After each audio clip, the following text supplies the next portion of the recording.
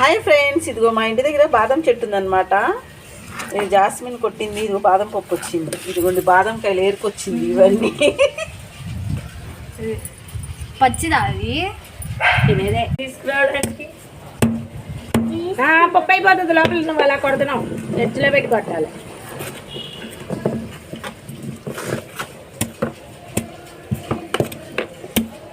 మనం షాప్లో తీసుకునే బాదం కాయల కన్నా చెట్టు నుండి రాలిన కాయలు ఇలా కొట్టుకుని తింటే ఈ టేస్ట్ అనేది చాలా బాగుంటుంది. అది తీయటం కొంచెం కష్టంగా ఉంటుంది, కానీ టేస్ట్ అయితే సూపర్గా ఉంటుంది.